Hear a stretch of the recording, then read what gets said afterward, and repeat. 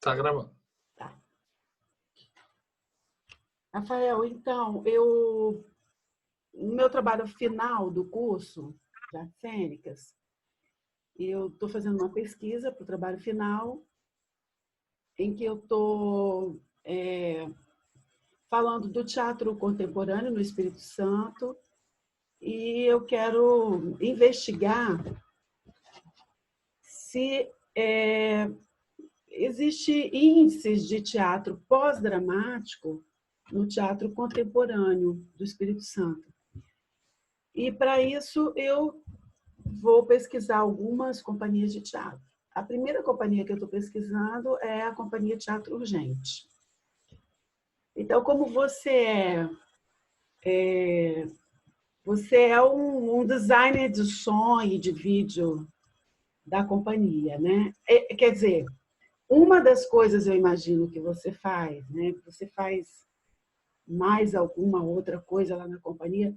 Fala para mim isso e fala também, eu queria saber quando você entrou na companhia, como que foi quando você entrou e que mais você faz de ser esse sound and video designer da companhia?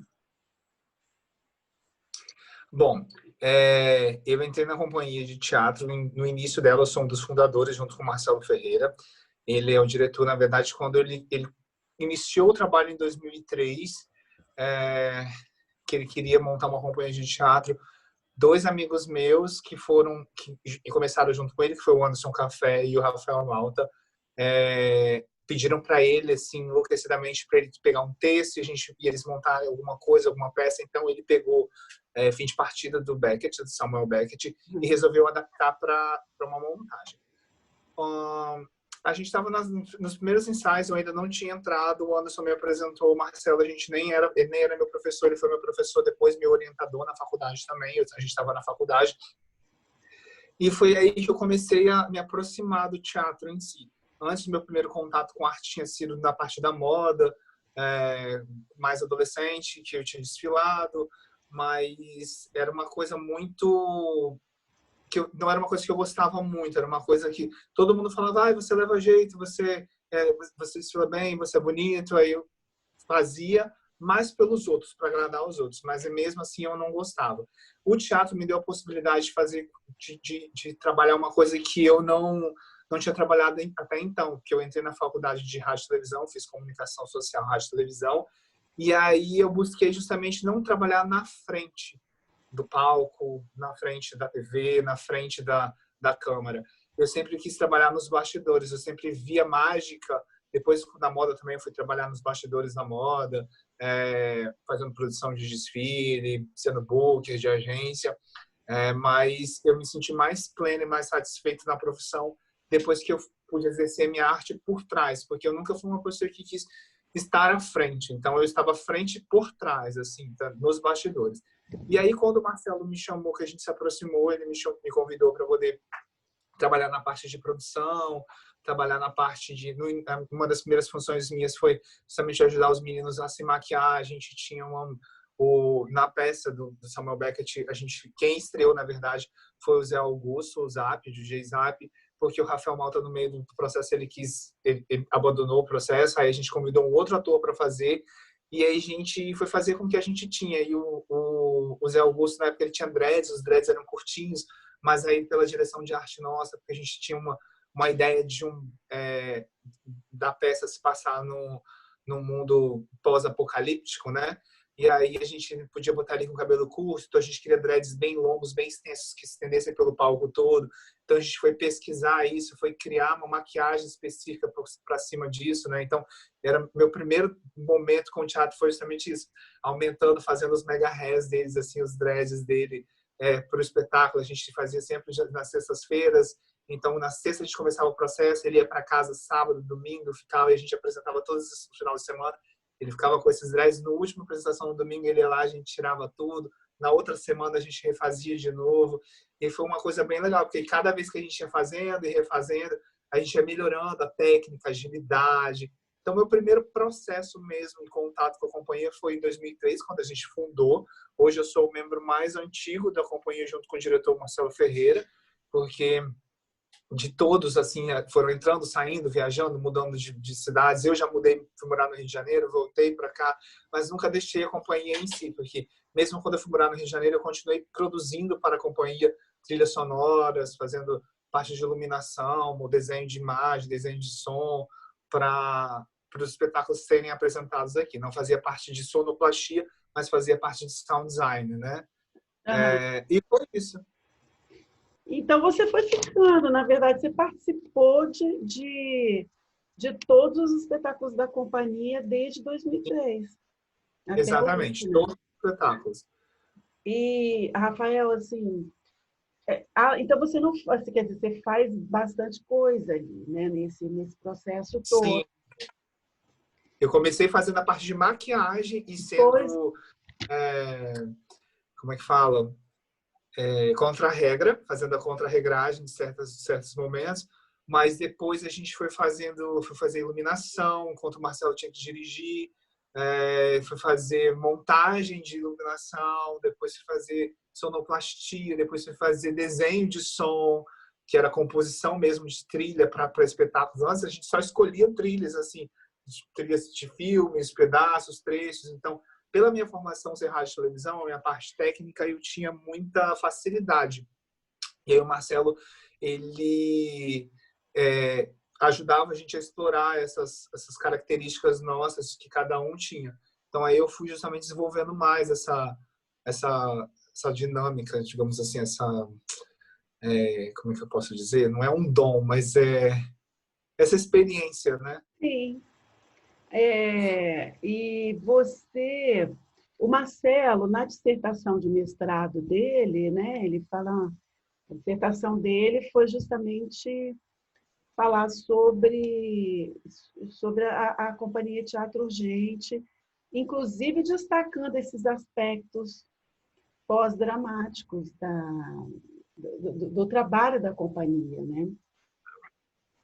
E aí ele Sim, coloca, ele fala na dissertação que essa questão a atmosfera sonora que é criada, né, ali durante a peça, os efeitos, a trilha que você cria, uma trilha especial, original, toda vez, né, além de ter as músicas de compositores e tal, mas é uma trilha que vocês desenvolvem, ele coloca isso na dissertação, que a sim, trilha, você é um parceiro dele na criação da trilha sonora, e ele coloca a trilha como essa base sonora interferindo nas cenas, né? Os ruídos que vocês criam, ranhuras, gritos, tem um papel aí a trilha sonora no teatro pós-dramático, ela tem um papel também, porque o teatro pós-dramático, o texto, ele foge do textocentrismo, né? Ele não se subordina ao texto. O texto passa a ser tudo, a imagem, a trilha, o som, os elementos de mídia que vocês colocam, o que ele, como diretor, coloca, isso passa a ser, o texto passa a ser só mais um elemento. E não tudo se subordina ao texto. Então, a questão sonora e a trilha, ela também é um elemento bem importante. E você falou desse seu processo aí de participação na companhia. Você acaba, nesse processo, participando da criação do espetáculo também? Ou fica por conta do Marcelo enquanto diretor? Você considera que a criação é com ele? Ou quando você entra como parceria ali na criação da trilha, você acaba participando da criação da cena em si, do espetáculo, ou até do texto, interferindo no texto também? sim. Então, hoje eu sou assistente de direção do Marcelo, da Companhia de Teatro Urgente. Então, eu já sou uma função bem maior, no caso de que eu Sim, tenho uma você é competência assistente de de estar do direção. lado dele.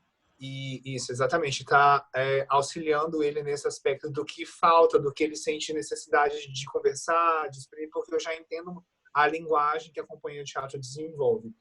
é uma linguagem que foi evoluída de outros processos que, como o Marcelo escreveu na dissertação dele, que ele já vem trabalhando desde os anos 80 com o nosso falecido Magno Godoy, que foi um ator fantástico. Começaram a desenvolver um tipo de técnica de dança que se botou do teatro kabuki, da dança Butô do teatro kabuki japonês, das danças indígenas ritualísticas de matrizes africanas. Então, vários elementos dessas manifestações culturais, elas foram somadas à linguagem que a companhia Magno Godoy, na época era Neo Yaô, desenvolveu junto com o Marcelo, que era o super parceiro dele. E aí, quando chegou em 2003, foi quando o Marcelo resolveu fundar a Companhia Teatro Urgente, desenvolvendo, mantendo as técnicas que ele já havia desenvolvido com o Magno, desde lá de trás, nos 80, na Companhia Teatro Urgente, com a linguagem mais específica de direção do Marcelo.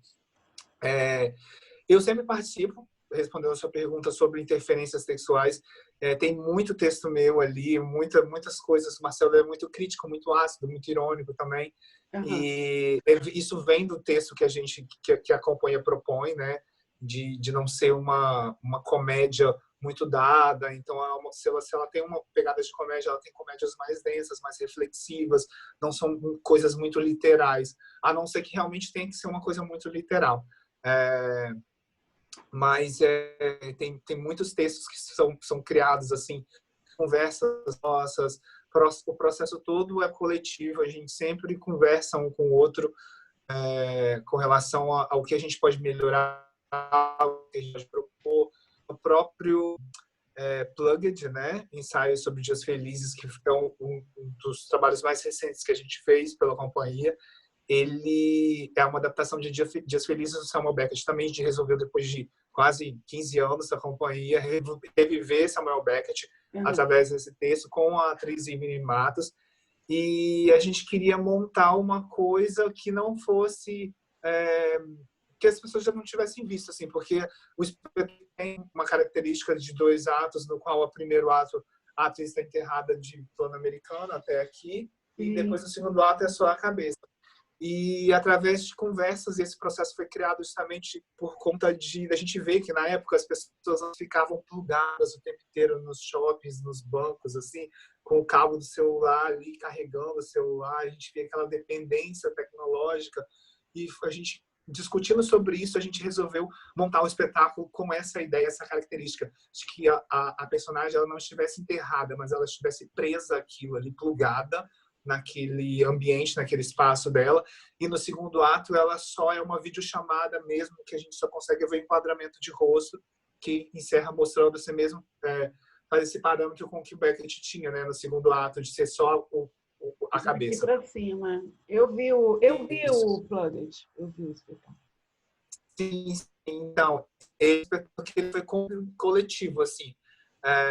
A parte de vídeo também eu comecei já depois de 2010, foi 2010, isso. Foi depois de Fahrenheit, já em Frutífera Naves, eu já comecei a cuidar mais das partes de vídeo também, de videoprojeções. Sim. A questão, o vídeo é sempre usado, né, Rafael, nos espetáculos. Sim, o vídeo é um elemento muito... É um recurso que a gente já usa desde o início, desde Godot. A gente tinha algumas ceninhas que a gente comprou um projetorzinho logo no início para projetar, nem que fosse uma foto.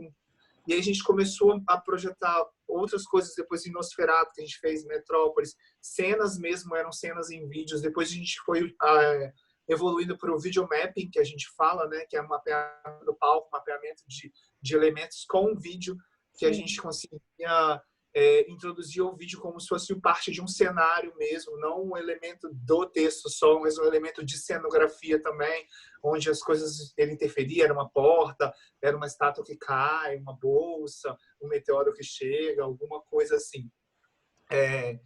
Lá em 2011 a gente fez Playback, que foi um espetáculo onde o vídeo é mais protagonista do que a própria interpretação do palco, porque a gente tinha mais cenas e cenas muito mais longas em vídeo, e as pausas, entre atos de um vídeo para o outro, eram cenas no palco, cenas isoladas, assim, porque, como o nome já diz, playback, né, a gente estava fazendo como se fosse uma fita, um playback de um pós, do mundo depois que acabou. Foi num período de 2011 que teve aquelas chuvas fortes aqui no Espírito Santo, que choveu janeiro inteiro, alagou tudo.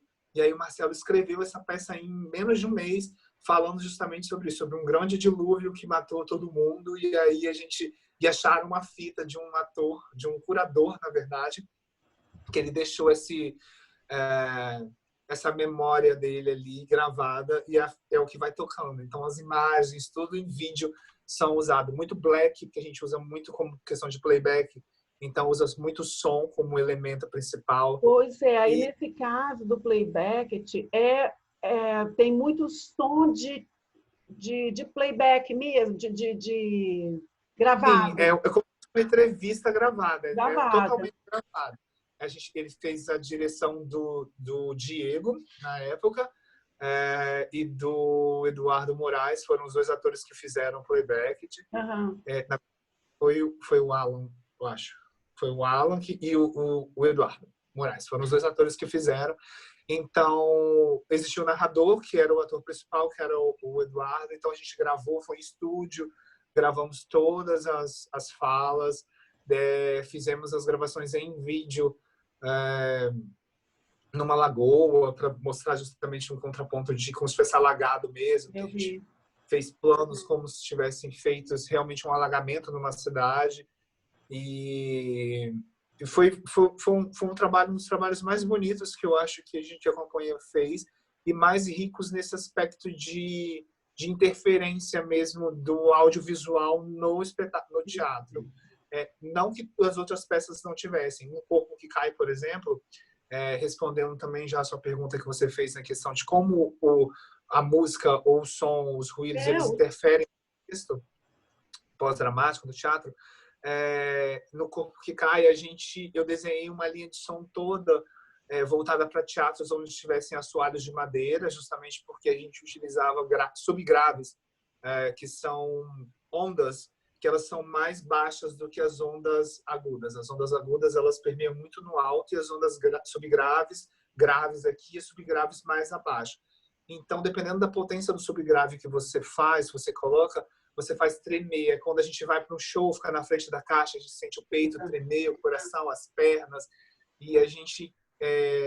E como no Corpo que Cai tinha muito essa coisa de terremoto, era um terremoto, um meteoro que vinha, o mundo estava acabando nisso, maremoto, terremoto. Então a gente queria que a trilha também interferisse. Então havia momentos que a trilha subia a ponto do subgrave fazer tremer as pessoas na cadeira, as pessoas sentirem o terremoto em si, causando essa experiência pós-dramática mesmo, assim, do próprio som interferir no espetáculo. Eu vejo isso nos espetáculos da companhia. Assim, o som é um elemento, vocês manejam bastante o som, né? Assim, nos espetáculos. Eu estava assistindo agora o Mephisto, porque na minha pesquisa estou vendo os espetáculos, aqueles que eu já vi, estou vendo de novo, né? E o Mephisto também tem muito isso, né? No início, quer dizer, é o som alto, depois abaixa. A voz também, né?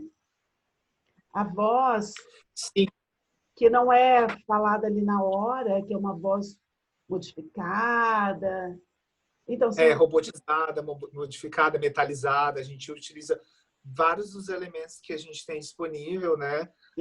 Hoje na produção, na pós-produção, e a gente manipula essa narração. Às vezes são dois atores fazendo 1000 personagens. A gente consegue manipular a voz de acordo com o que fosse a interpretação. E colocando como esse elemento que faz parte praticamente do texto também, né? Do Exatamente. Texto, assim. O texto é uma peça importante. Não é só alguém falando, mas é uma voz estranha, é uma música, é um barulho, que acaba fazendo parte do texto. Não sei se você vê dessa forma. Assim, como Exatamente. se criar o texto não fosse separado da trilha, de criar o som. O Não, texto nunca não se foi. separa, né? O Até texto não se mesmo antes separa do do som som. ser até mesmo antes do som ser criado, quando o Marcelo está escrevendo ou adaptando algum texto, ele utiliza dos recursos que ele tem, mesmo de trilha, que às vezes ele vem perguntando para mim, vamos escrever o próximo espetáculo, vai se falar sobre isso, esse assunto. Então a gente vai debatendo, vai fazendo pesquisas juntos sobre aquele assunto, coisas relacionadas àquele assunto, e a gente vai trocando, intercambiando muitas coisas, como trilhas sonoras, por exemplo, de compositores pós-dramáticos, pós-modernos, compositores contemporâneos, todos os tipos de música, inclusive música instrumental, é, tribal, música medieval, todos os tipos de música, de elementos sonoros que a gente consegue ter para que nos auxilie no momento em que ele está criando, a gente compartilha. Então, muitas das vezes ele está escrevendo um texto, ouvindo um EP, um álbum de um artista escandinavo que eu mandei para ele, e aí ele ouve, e ali ele vai, mesmo que essa trilha sonora não vai entrar, mas ela inspira o momento de introspecção, ele leva ele, muitas trilhas de filme, muitos compositores de filme, porque eu sou cinéfilo, ele também é. Então a gente tem vários compositores que são nossas paixões, então a gente acaba ouvindo também, até mesmo quando eu não estou compondo para o teatro, e quando eu estou compondo para o teatro também eu ouço eles, não que eu utilize também dos elementos dele, mas me leva a produzir alguma coisa parecida, ou aquele sentimento daquele filme, daquela cena, me relembra alguma coisa que faz eu pensar no que eu posso desenhar de som aqui para esse espetáculo. Uhum. Então, eu acho que você já respondeu em parte a minha próxima pergunta, porque eu já comecei falando, né, que estou pesquisando a companhia, porque eu mesmo identifico ali elementos do teatro pós-dramático, mas você especificamente, você vê esses elementos, além do som que a gente já falou, porque uma das características é essa utilização de outras mídias, uma das características do pós-dramático. Essa coisa também do hibridismo, usar várias coisas, né? Performance e essa questão do texto também. Você identifica isso, essas características do pós-dramático nesse tempo todo que você está na companhia aí, que é desde o início, né? 2003 até agora. Sim. Quais espetáculos você tem algum que você acha que é mais pós-dramático, ou alguns assim que você fala, não, esse daqui eu acho que tem mais esses elementos? Você já falou do playback. Sim, sim. Se bem que Os o playback primeiros, você falou que tem mais a questão do vídeo, do vídeo, né? o playback ele tem muita questão do som e do vídeo, por conta de ser ter acabado num dilúvio, por exemplo. O espetáculo gira em torno disso, né? De um grande dilúvio que aconteceu e onde dizimou a população, e um curador de arte, ele cansado de tudo, ele resolve fazer uma gravação, e essa gravação é encontrada. E aí o espetáculo começa com a gravação dele, já explicando que ele morreu e que ele deixou ali um registro sobre as impressões da vida, do mundo, sobre a visão dele. Então ele já começa esse espetáculo com uma trilha, por exemplo, uma trilha sonora de gotas de água, gotículas, você identifica que são água. Então é como se aquela chuva tivesse acabado, mas o resquício daquela água continuasse ali pingando. Então você vai se sentindo encharcado automaticamente ao ouvir aquele barulho da água característico de pinguela ou de uma chuva vindo, ela chegando, os trovões. Então ele vai ambientando você, mesmo com black total, você vai ouvindo. Muitas das pessoas perguntavam, mas está chovendo? Ia sair outros guarda-chuva? A gente fica nos bastidores, a gente ouve mais, assim, a gente está mais próximo do público, né? Quando a cabine de operações é mais próxima, principalmente em teatros menores, a gente vê muita reação do público, das pessoas olharem assim, tá chovendo, procurar no celular, assim, no tempo. Eu saí de casa, não tava, mas aí depois toma um susto, elas mesmas falam com a gente, nossa, achei que estava chovendo pelo barulho da chuva, parecia que estava batendo chuva no telhado do teatro. E é para causar justamente essa impressão de te ambientar. O Marcelo chama muito isso de trilha ambiente, né, que a gente fala, que é uma trilha que vai ambientar você na atmosfera daquela cena, do espetáculo em si. Então, quando é uma coisa mais sombria, ele tem uma trilha mais sombria. Quando tem uma comemoração, tem uma trilha de comemoração. Vai sendo muito mutável, assim, digamos assim, maleável de acordo com o ambiente e a atmosfera que a gente quer criar. O espetáculo, como eu te falei, que eu acho que tem mais interferência pós-dramática em áudio, vídeo, seria o playback nesse aspecto, quando a gente começou a fazer mais, utilizar mais desse elemento. Depois dele, todos os outros,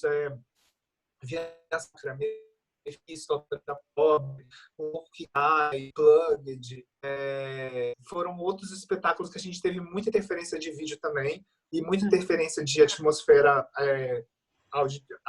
de áudio. Mas os primeiros, por exemplo, os primeiros espetáculos, que foi back-to-back, de fim de partida, Godot, que a gente fez essa duplinha de Samuel Beckett. Depois a gente fez uma homenagem ao cinema. Marcelo resolveu fazer uma homenagem ao cinema antigo. A gente fez Nosferatu, Metrópolis. A trilogia que ele chama, né? Isso, uma trilogia em homenagem ao cinema, que foi Nosferatu, Metrópolis e Fahrenheit 451. Então, esses três espetáculos também tiveram trilhas sonoras especiais, compostas, trilhas originais, todos eles tiveram, específicas para o espetáculo. Inclusive, a trilha de Fahrenheit, ela foi premiada, ela ganhou o prêmio de melhor sonoplastia no Festival Nacional de São Mateus, eu acho, de Guaçuí, em 2009. E ela foi uma trilha muito feliz, assim, que ela ambientou justamente essa coisa da perseguição que ele queria passar, dessa dificuldade, porque tanto o livro do Ray Baldwin quanto o filme do Truffaut, ele tem essa atmosfera densa, pesada. Então foram elementos de pesquisa que eu utilizei para compor uma coisa diferente, completamente diferente, que a gente queria fazer uma coisa mais sombrio, mas ao mesmo tempo que fosse... Porque no teatro a gente amplifica muito, né? No cinema você pode botar uma coisinha sutil lá, que ele ficou, você pode repetir 500 vezes e ver e achar aquilo. No teatro você às vezes não tem como fazer, ele tem que ser exagerado, tem que ser muito expressionista, né? Digamos assim, para que aquilo entenda. Né? Então ele é muito ampliado. Tem que ser naquela hora, né? É o que acontecia naquela hora, né? Você tem que estourar um balão e a pessoa você não vai ficar trabalhando igual no cinema, você grava, não tá bom, grava de novo. Exatamente. Então, a trilha ela tem que ser muito pontual também. Quando ela entrar um trovão para dar a deixa para o ator, ela tem que ser pontual. Quando ela for entrar, como fazer uma passagem de uma chuva, de um ambiente de chuva, começou a chover para as pessoas irem embora, ela tem que ser bem pontual, tem que ser bem marcada, ela tem que vir num crescendo, assim, de uma forma que ela não seja muito errada tecnicamente, apesar de que o errado tecnicamente não existe no teatro pós-dramático, porque uma trilha falhando pode ser o efeito que você quis causar naquele momento. Então, não existe errado, certo e errado. Existe o ensaiado. O ensaiado é o que você pretende chegar ali, naquele ponto. Mas eu acho que, resumindo, o Playback é um espetáculo que tem mais interferência pós-dramática e dessa questão da trilha e do vídeo, né? E Um Corpo que Cai também, ele foi um espetáculo que teve muito mapping, a gente fez muito vídeo cenário. A trilha é muito pontual também, das coisas caindo do terremoto, dos subwoofers que a gente utilizou, esses subgraves, para justamente... Foram caixas especiais que a gente pediu para instalar nos teatros, para justamente causar essa impressão, onde as pessoas se sentiam realmente dentro de um terremoto, não sabia o que estava acontecendo, você tremia a cadeira. que no teatro a gente chama, no cinema a gente chama de cinema 4D Max, né? Que a cadeira treme, a cadeira aquece, a cadeira vai para frente, para trás. A gente causava essa sensação só Vocês com o conseguiram som, no esse caso. efeito, então, no teatro. Vocês conseguiram esse efeito no Oi? teatro. Vocês Não conseguiu o conseguiram. efeito de mexer as cadeiras, mas conseguiu o Aham. efeito de vibrar o chão, a pessoa encostava a mão, tá tremendo, você via todo mundo se mexendo, olhando, a pessoa com a mão tremendo, quem acendia o celular, porque o som, ele fazia isso, ele fisicamente, ele consegue movimentar você, sua roupa, então você sentia alguma coisa diferente por conta disso. E ele não é auditivo, não é audível em caixas normais. Então você pode botar a trilha num ambiente, essa mesma trilha que eu compus numa caixa de som normal, você não vai ouvir o efeito que ele vai fazer. Agora, se você colocar numa caixa específica, você vai ouvir com todas as camadas de som e sentir isso. Você ouve, mas você não sente numa caixa normal. E com uma caixa específica, você Uhum. consegue sentir o som. Então, Agora, esses são os que mais têm interferência. o Mefisto, também aquela coisa do começo ali, aquelas cabeças, aquele efeito de 3D ali, é mais Sim, é uma... o visual mesmo, né? Mas é bem marcante também, né? Sim, o Mephisto foi um dos primeiros espetáculos que a gente fez com acho que foi o primeiro mesmo, assim, com o mapping mesmo, que a gente teve um auxílio de uma empresa que se chama Pixflux, que eles são muito famosos até aqui no estado do Espírito Santo, eles fazem vários mapeamentos, vários mappings para empresas, mas eles começaram fazendo festas, e um dos sócios da empresa, o VJ Preto, o Anderson, ele fez pós-graduação comigo na época, eu fiz a pós-graduação de linguagens audiovisuais e multimídias na UFES, e ele também. E a gente se aproximou muito. Aí, quando a gente estava montando o Mephisto, o Marcelo queria uma coisa diferente. A gente resolveu simplificar, porque a gente tinha vindo de um espetáculo que foi o Metrópolis, depois o Fahrenheit, e o Sutífera Naves. O Sutífera Naves teve muito... Como é que fala? Muito elenco. O Fahrenheit era elenco menor, mas tinham elementos, assim, muita cenografia, digamos, coisas grandes, pesadas para carregar. E o Metrópolis nem se fala, a gente tinha um container que a gente tinha que carregar de caminhão. Então, a gente rodou o Brasil praticamente todo, mais da metade do nosso cachê era para pagar o frete que a gente tinha que mandar, era sempre um trabalhão, e a gente fazia a produção, tinha que embalar, mandar para a transportadora, 4 dias antes, então a gente não podia ensaiar, às vezes uma semana antes, que a gente tinha, só quando a gente chegava no local para poder montar, ensaiar. Foi assim, quando a gente começou a viajar, fazer circulação nacional com o espetáculo, então a gente veio de espetáculos com cenários muito grandes. E a gente começou a querer reduzir esses espetáculos, esses cenários, na verdade, a ponto de que não fosse necessário muita coisa. O Marcelo teve uma experiência com a Mauro Baiocchi quando ele fez Sutífera Naves, que foi através de um edital de residência do Estado, onde ele tinha que trazer um artista convidado para poder ajudar a criar a obra.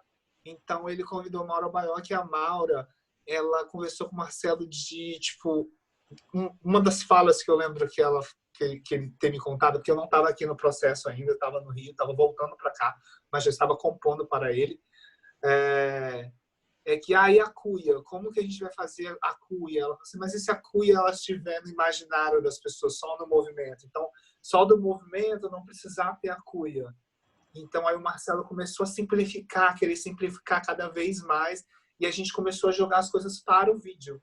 Os cenários eram vídeos, então a gente começou a crescer os cenários nos vídeos e diminuir no palco em si como elemento físico. Então, esteticamente, quando você olha de frente para o palco, você enxerga como tudo. Você vê a estátua caindo, você vê a luz acendendo ali atrás, o abajur aqui, a janela abrindo, as portas. Você vê como um elemento cenográfico. Mas ele, na hora de terminar o espetáculo, na hora de montar, era simples. Era só os projetores. Sim. Então, não tinha muita coisa de carregar, embalar, desembalar. E acabou que isso isso se incorporou de tal forma no espetáculo que deu também esse outro tom mais pós-dramático ainda Sim. no espetáculo, na encenação, na cena.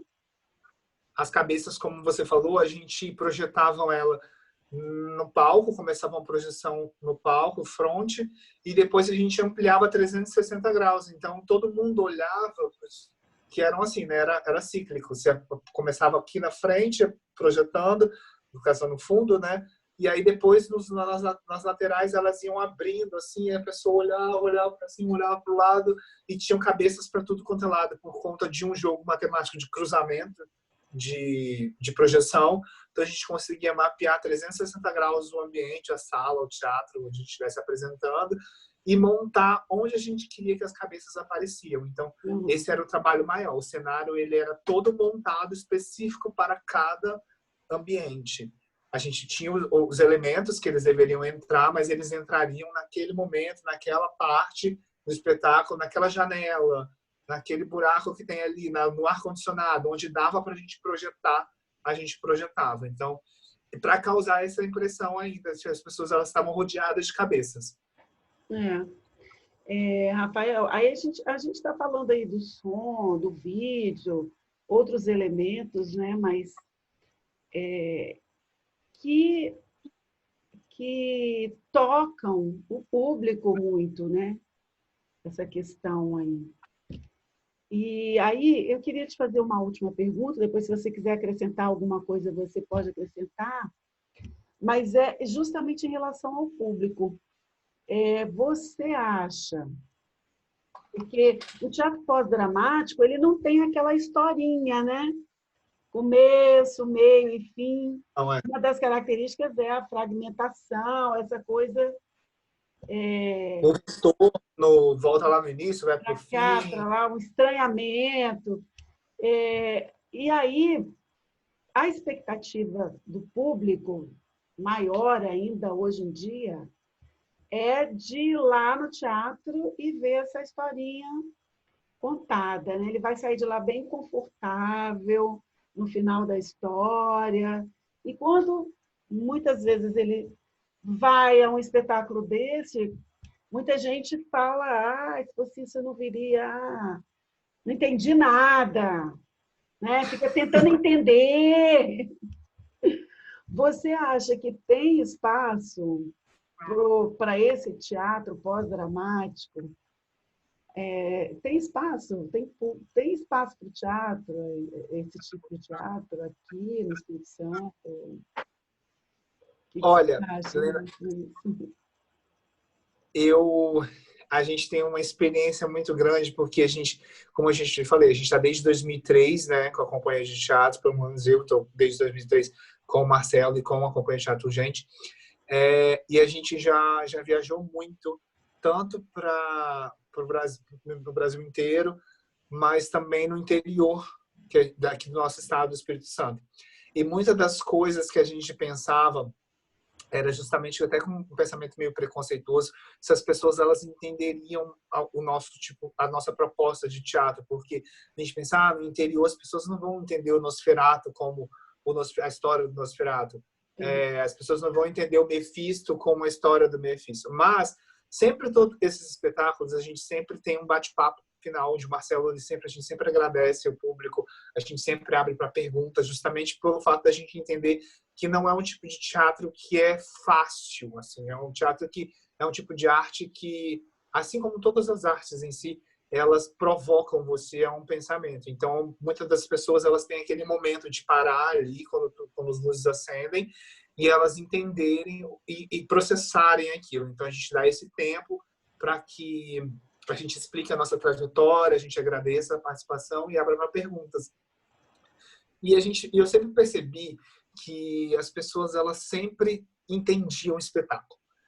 Porque mesmo com as colocações dela, uma falava assim, mas eu vi também que ele fez isso, não sei o quê. E naquela hora que também aparece, nossa, eu tomei um susto, eu fiquei com medo. Como eles iam contando, a gente via que aquele momento era realmente para tomar um susto. E a senhora relatou que ela tomou um susto. por mais que não tenha uma historinha roteirizada assim, certinha, de começo, meio e fim, toda cíclica, certinha, Uhum. o final está no início, o início está no final, e no meio tem outra coisa, uma mudança.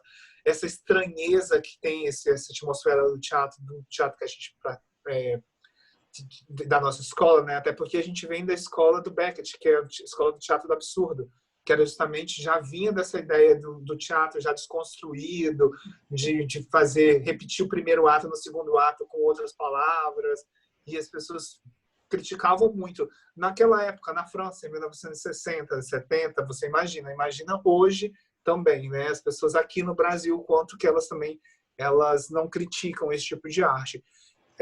Mas resumindo, eu acho que a gente tem espaço sim. O ser humano ele tem uma capacidade muito grande de imaginar, então ele consegue quando ele quer, quando a pessoa vai, ela senta ali, ela se propõe a estar ali, por mais agoniante que seja, ela depois quando tudo passa, ela vivenciou uma experiência diferente e aquilo ali é que gratifica muita gente. Ela pode não gostar, pode não ter entendido nada, mas ela vivenciou aquilo de uma forma única dela e eu vejo que ela compreende, no final das contas, mesmo que o texto não tenha sido compreendido, mesmo que a ideia do espetáculo não tenha sido compreendida, mas ele compreende a arte em si, o espetáculo. Eu vou dar um exemplo muito, muito, muito próximo meu, é o meu pai, por exemplo. Ele demorou anos para poder assistir um espetáculo nosso da companhia de teatro. Ele é um senhor já, ele não é um senhor muito humilde, então ele não tem uma formação artística é, e não é uma pessoa culturalmente muito, digamos assim, ativa. Ele é muito de filme, de novela, de coisas assim, mais de artes mais palpáveis, mais palatáveis, assim, mais fáceis de ser digeridas. Mesmo assim, não é muito. Ele não tem, tipo, eu não conheço meu pai um cantor que ele goste, entendeu? Até hoje eu não sei dar uma música, um EP, um disco para ele. Diferente de outras pessoas que sabem. A minha mãe, por exemplo, eu sei. E ele, a primeira vez que ele foi assistir um espetáculo nosso foi justamente foi Plugged. Quando ele saiu, ele falou, eu não entendi, foi nada. E aí, e a gente via a agonia, porque como a gente, Marcelo também estava, a gente estava atrás, né, do público, o público estava na nossa frente, e ele estava, e meu pai é alto também como eu, então ele foi sentou logo atrás. A gente via a inquietude dele de querer de saber se as pessoas estavam, as pessoas riam em algum momento e ele não conseguia rir, ele levava os sustos, via os momentos, né, tinha os picos da peça, mas assim como as pessoas são levadas naquela onda, mas ele não compreendia certas coisas, certas piadas, porque não é do universo dele. E não entendeu realmente o espetáculo em si. Ele entendeu que a mulher estava presa ali, não conseguia levantar, e o motivo. Mas ele entendeu esse aspecto de a mulher estar presa, Tá a mulher estar dependendo. presa. Eu falo, o mínimo que seja, a pessoa entende. Eu lembro que no Nosferatu, a pessoa não entendia nada, porque Marcelo começava com um texto denso que ele construiu com vários trechos de impossibilidade do desejo do Freud, teve Nietzsche, teve Truffaut não, teve Foucault, teve muita coisa, o texto era muito denso, muito filosófico, que as pessoas, muita gente que se apresentava numa comunidade carente não entendia, mas logo depois vinha um balé da dominação da vítima, depois vinha a cena da transfusão de sangue, que era um balé também, que era uma cena de dança, depois tinha o corpo já morto na maca, que também era uma dança, depois o Nosferatu vinha escovando o dente, ele escovava dente e cuspia sangue para a plateia. Então, crianças, elas viam isso, o vampiro que escovou o dente, outros que não tinham referência, viam outros elementos, outros que tinham a referência do vampiro, da ideia do vampiro em si,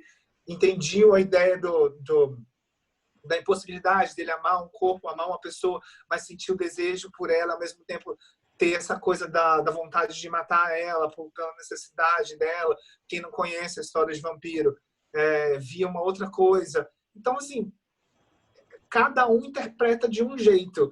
Por mais mínimo que seja, alguém vai levar uma referência daquilo para si, ou ela vai descobrir uma própria referência dela mesma ali, que ela já vivenciou, que ela já viu, que ela já participou, que ela já foi impactada por aquilo.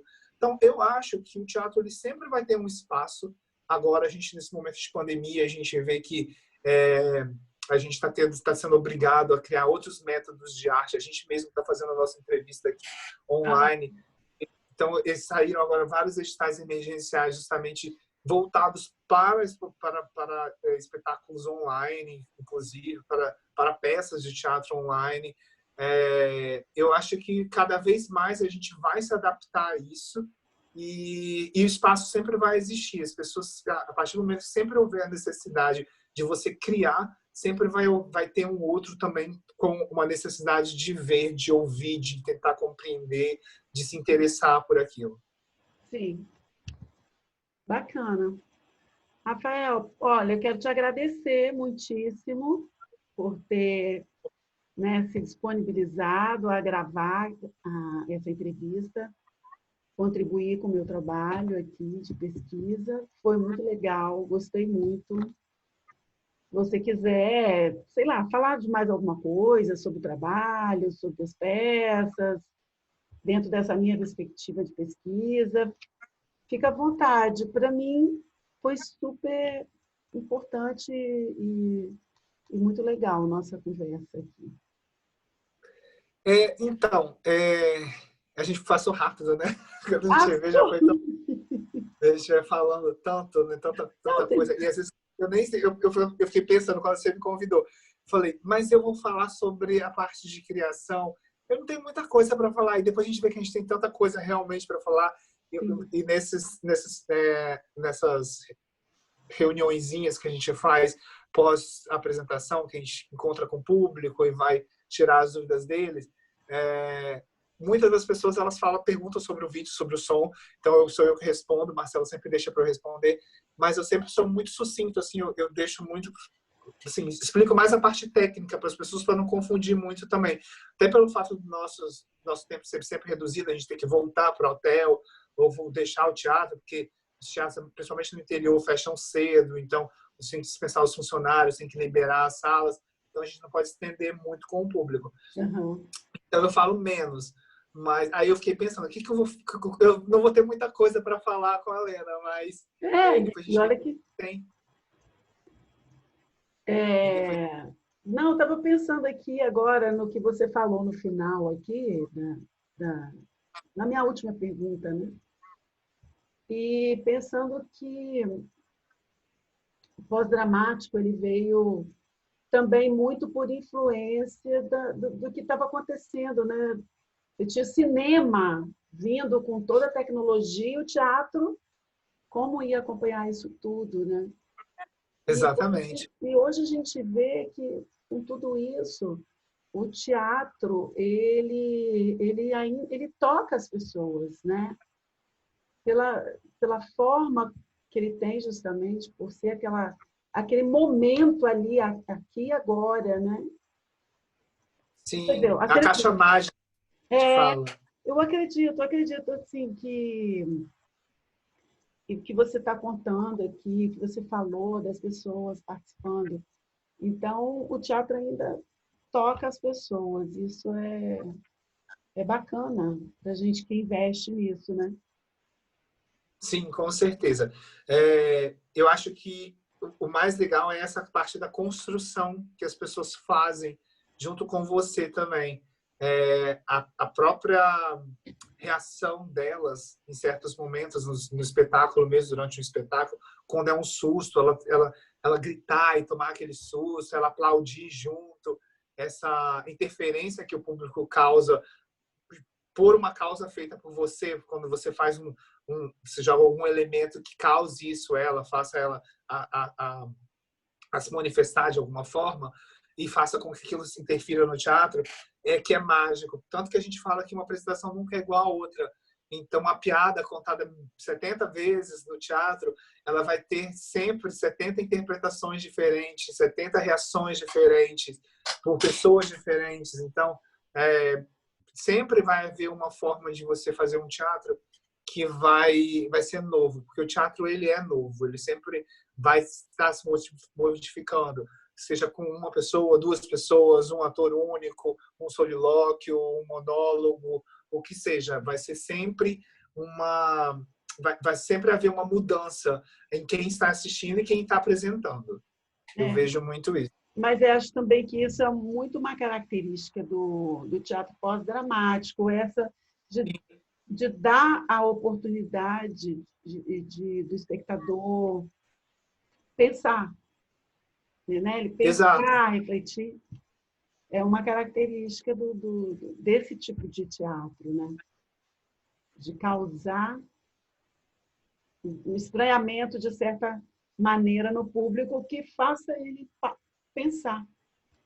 E, com isso, Sim, até participar. Essa relação, né, do espetáculo com o público. É uma relação que se cria ali, que é o que você está falando, de ter esse retorno ali, né? Sempre tem no teatro, mas eu acho que o pós-dramático ele tem essa característica de não, com certeza. causar. Um teatro clássico, um Shakespeare, digamos assim, uma montagem clássica de Romeu e A Julieta, ele dramática, vai, dramática, sim, né? Do que a gente fala, do estilo dramático. exato. Ele vai ter as suas características de representatividade, com certeza ali, e de reação do público. O público vai chorar, vai se emocionar, vai aplaudir também, nos momentos vai sentir dor também, conforto, desconforto. Isso tudo vai ser causado porque toda obra de arte, música, pintura, poesia, ela tende a causar isso. A arte, ela modifica o ser humano. Então, independente de qual grau ela esteja, o teatro, de qual grau, se ele é pós-dramático, clássico, é, moderno, ele vai causar uma reação nas pessoas. A diferença é que o teatro pós-dramático ele permite que a reação dela interfira também ali. E você, com a reação dela, você também cria novas possibilidades, porque como é um teatro, hoje, eu digo hoje, a gente tem muita facilidade. A gente tem peças, por exemplo, que a gente coloca ao vivo no palco uma câmera. Então, o que está sendo projetado é o que está sendo filmado. Então, aquilo ali, a luz que a pessoa acende no teatro, que aparece ela, vai aparecer no palco. Então, a interferência que o público faz também está construindo o espetáculo. Então, a Uhum. gente permite isso com o teatro pós-dramático, com o teatro que a gente faz hoje, por conta da facilidade e rapidez que a tecnologia nos proporciona, e justamente por conta dessa vontade que o público também tem de participar, de estar ali, mesmo que seja indireta, que ele não sabe o que está fazendo, mas ele aparece ali. Quando ele fala um oi, a voz dele ecoa no teatro, ele assovia, aparece também. Aí É, o ator ele brinca com aquilo, ele entra no clima também, tudo pode haver. Você quebrar essa quarta parede, por exemplo, é uma coisa muito característica também de você não manter isso, o público distante de você, você aproxima o público. Uma característica muito, muito, muito peculiar também que a gente tem é justamente de poucas vezes a gente apresentar em teatros de palco italiano, de palco alto, assim, distante de público, palcos clássicos. A gente sempre apresenta em teatros de arena, sempre em teatros mais próximos do público, em salas mais alternativas, que a gente fala. A gente gosta muito mais, a gente vê que o nosso trabalho é muito voltado para isso, assim, não que seja só para isso, mas ele se adapta muito melhor num ambiente mais próximo do público, onde o público também, o calor dele, faça com que aqueça o nosso espetáculo. A gente se sente muito mais confortável, digamos assim. uhum. Olha, quero também parabenizar pelo seu trabalho, pelo trabalho da companhia. Eu quero parabenizar você, parabenizar ao Viver por ter essa iniciativa desse curso tão fantástico de artes cênicas, que eu acho que é muito importante a formação de profissionais cada vez mais para o nosso estado, para a nossa cultura, porque a gente vem de uma cultura muito rica, mas muito desvalorizada hoje, em todos os aspectos, no estado inteiro. É, e a gente é um dos estados mais antigos, né, do Brasil, e a gente tem uma história muito grande e a gente pouco valoriza a nossa cultura. Então, a formação de seres, de pessoas voltadas para a cultura, principalmente nas artes cênicas, que a gente não tem marcos muito grandes, assim, não tem muitas referências, a gente é muito carente disso. Então, cada vez mais profissionais voltados nessa área, sendo formados, produzindo, criando, para mim, principalmente, uma alegria muito grande. Então, eu quero parabenizar você pela iniciativa de ter feito um curso que, para mim, é uma área que eu gostaria de ter feito também. Só que, como eu formei em comunicação, na época não tinha, eu ia ter que ir para estudar em Ouro Preto, na UFOP, ou estudar na Unicamp, estudar em outros lugares, mudar. Na época eu não podia, mas eu nem era meu interesse até estudar artes cênicas. Depois que eu me formei, que eu me apaixonei cada vez mais, que eu comecei a trabalhar com isso. Mas é maravilhoso ver pessoas ainda buscando uma formação profissional nesse ambiente, assim. Verdade, também acho. Então tá. Mais uma vez, obrigada. Eu sei que a gente se dispor assim é complicado às vezes. Mas a gente que está nessa vida sempre faz questão também, né, Rafael, como você falou, de incentivar e de participar. Faço com o maior prazer. Pela arte. Faço pela arte, pelos artistas, pela cultura. Então, sempre que você precisar, você pode contar comigo para tudo com relação a isso, ao teatro, à cultura, pode ter certeza. Então, Obrigada. quando você me chamar, tá bom, obrigada, obrigada. E sucesso. Nada. Continue com esse sucesso, viu? Com certeza, nós todos. Tá bom. Desligando aqui, então. Tchau, Tchauzinho. Rafael.